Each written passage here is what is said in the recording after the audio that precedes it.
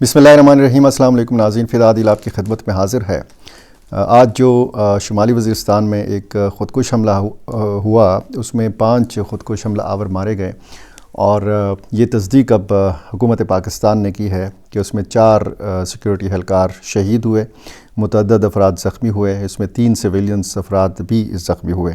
بویا قلعے کے اوپر، یہ سیکیورٹی فورسز کا قلعہ ہے یا کیمپ ہے، اس کے اوپر الصبح جب یہ حملہ ہو رہا تھا تو دھوپ ابھی نکلنے والی تھی صبح، اور فوری طور پر یہ جو مزید حملہ آور داخل ہوئے تھے خودکش حملے کے بعد، تو ان کو مارا گیا۔ ایک کو محاصرے میں لیا گیا تھا، بعد میں اس کو بھی مارا گیا۔ یہ خبر آپ کو دینی ہے، اور اس پر پاکستان کا جو رد عمل ہے دفتر خارجہ کا، اس حوالے سے اس حملے کی مذمت بھی کی گئی ہے، اور ایک بار پھر افغانستان کی سرزمین کے استعمال کے حوالے سے بات کی گئی ہے۔ یہ معاملہ کیا ہے، یہ تفصیل کے ساتھ آپ کے سامنے رکھنا ہے۔ بدخشاں میں جو چین کی سرحد کے بہت تاجکستان کی سرحد کے بہت قریب ہے، یہاں پہ چینی جو شہریوں کو مارا گیا تھا 2 واقعات میں۔ ایک ڈرون حملہ ہوا تھا، اس میں 3 چینی ماہرین مارے گئے تھے۔ اس کے بعد پھر ایک وفد جو ہے افغان طالبان نے بھیجا تھا بدخشاں، اور تحقیقات کا آغاز کیا گیا تھا۔ پہلے ابتدائی طور پر بتایا گیا تھا کہ 3 افراد گرفتار کیے گئے، اب بتایا جا رہا ہے کہ 15 افراد گرفتار کیے گئے، جن میں سے 11 ابھی تک تحویل میں ہیں اور 4 کو چھوڑ دیا گیا تھا۔ یہ معاملہ، اور پاکستانی سیکیورٹی فورسز نے داعش خراسان کے ایک اہم اور طویل عرصے سے مطلوب کمانڈر سلطان عزیز اعظام کو ایک ساتھی سمیت گرفتار کیا ہے۔ اس معاملے پر بڑی بات ہو رہی ہے، اور اس معاملے کا انکشاف اقوام متحدہ کی رپورٹ میں کیا گیا ہے۔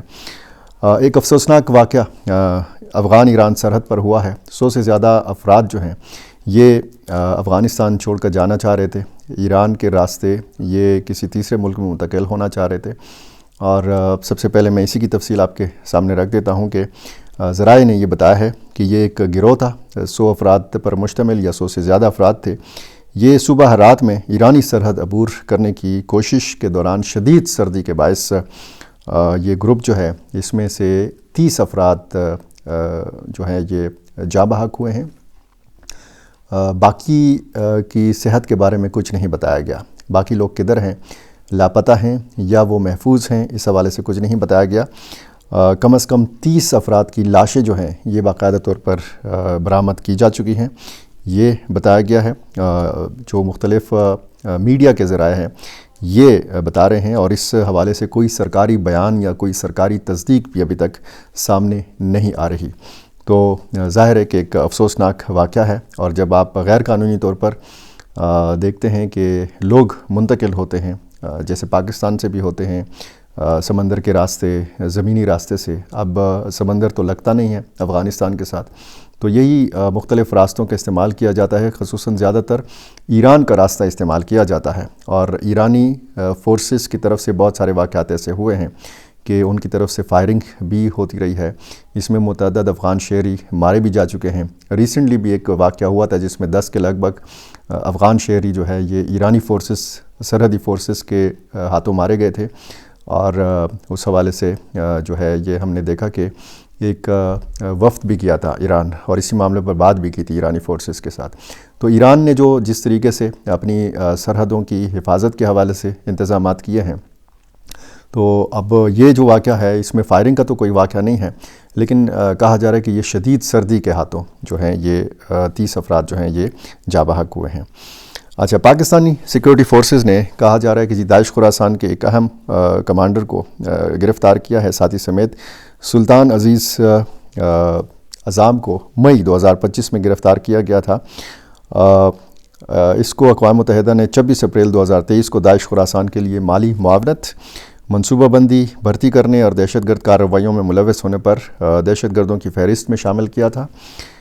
2015 میں وہ افغانستان میں داعش خراسان کے قیام کے بعد سے تنظیم کے ترجمان کے طور پر کام کرتے رہے۔ یہ سابق افغان صحافی ہے، صحافی کی حیثیت سے اس نے پشتو زبان میں کام کیا، اور یہ بھی کہ اس نے اپنی پیشہ ورانہ مہارت کو تنظیمی پروپیگنڈا کے لیے استعمال کیا، یہ اس پر الزام ہے۔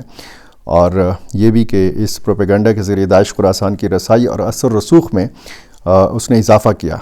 یہ بھی بتایا گیا ہے کہ داعش خراسان کے امیر ثناء اللہ غفاری کی نگرانی میں سلطان عزیز اعظم نے اگست 2021 میں کابل ایئرپورٹ پر ہونے والے خودکش حملے کی ذمہ داری قبول کی تھی، جس میں 180 سے زیادہ افراد ہلاک ہوئے تھے۔ مارچ 2021 میں 3 خواتین صحافیوں کے قتل کو سلطان عزیز اعظم نے داعش خراسان کے میڈیا پلیٹ فارم اخبار ولایت خراسان کے ذریعے جائز قرار دیا تھا۔ یہ بھی اس پر الزام ہے۔ 2018 اور پھر مارچ 2025 میں سلطان عزیز اعظم کے مبینہ طور پر مارے جانے کی خبریں بھی منظر عام پر آئی تھیں، جنہیں متعدد عالمی ذرائع ابلاغ کے ذریعے جو ہے رپورٹ بھی کیا گیا تھا۔ تاہم حالیہ گرفتاری ظاہر ہے کہ ان دعووں کی تردید کرتی ہے۔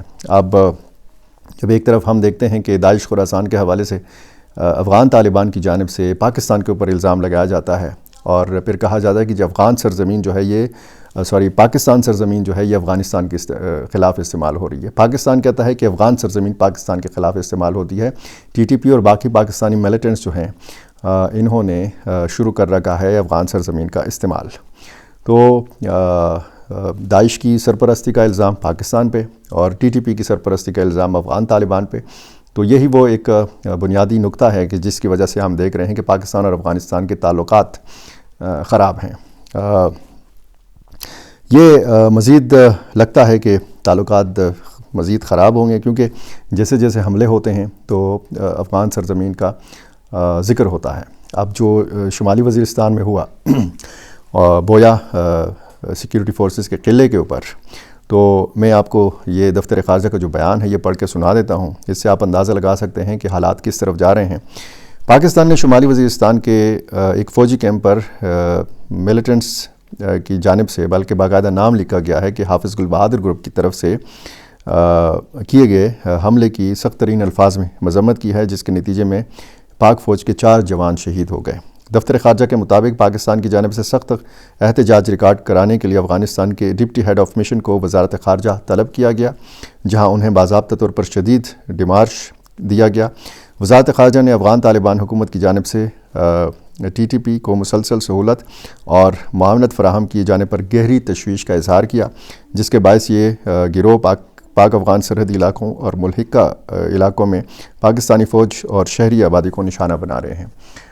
حملہ ہوا ہے شمالی وزیرستان میں، احتجاج کیا گیا ہے افغان طالبان سے، تو اس سے آپ اندازہ لگا سکتے ہیں کہ معاملہ جو ہے یہ کس طرف جا رہا ہے، اور افغان سرزمین کے حوالے سے جو پاکستان کے تحفظات ہیں ان میں اضافہ ہو رہا ہے۔ بیچ میں جب ہم پاکستان اور افغانستان کے مذاکرات کے ادوار دیکھتے ہیں، اور بیچ میں ہم یہ بھی دیکھتے ہیں کہ پاکستان میں بڑے حملے بھی ہوتے رہے ہیں، اور اس سے پہلے جب بھی کوئی بڑا حملہ ہوتا تھا جس میں زیادہ سیکیورٹی فورسز کا نقصان ہوتا تھا، تو اس کا رد عمل ہمیں مشرقی صوبے جو افغانستان کے ہیں یہاں پہ فضائی کارروائی کی صورت میں نظر آتا تھا۔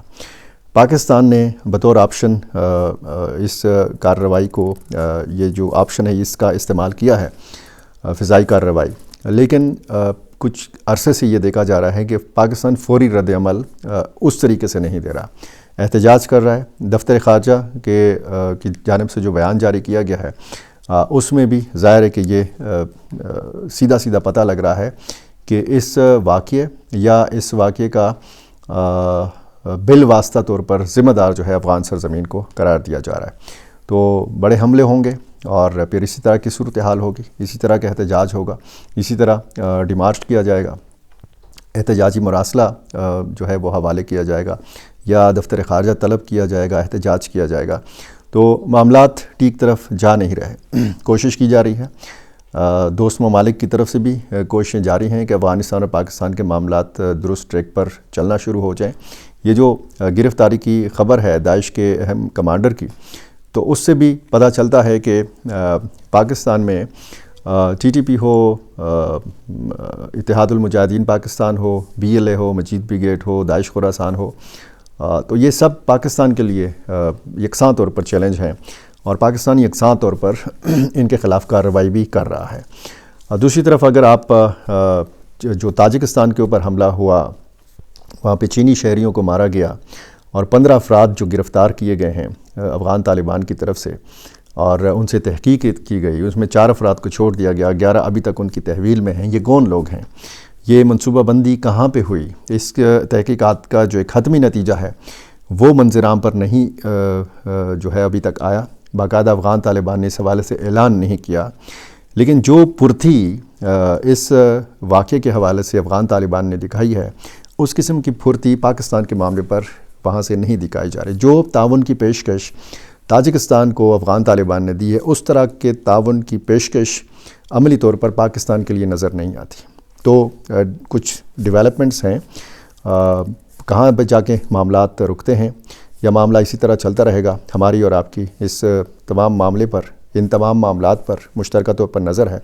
جو بھی نئی ڈیولپمنٹ ہوگی میری کوشش ہوگی کہ میں بر وقت آپ تک پہنچا سکوں۔ میرا چینل آپ نے ابھی تک سبسکرائب نہیں کیا، یہ کر لیجئے اور مجھے اپنی رائے سے ضرور نوازا کیجیے۔ بہت شکریہ۔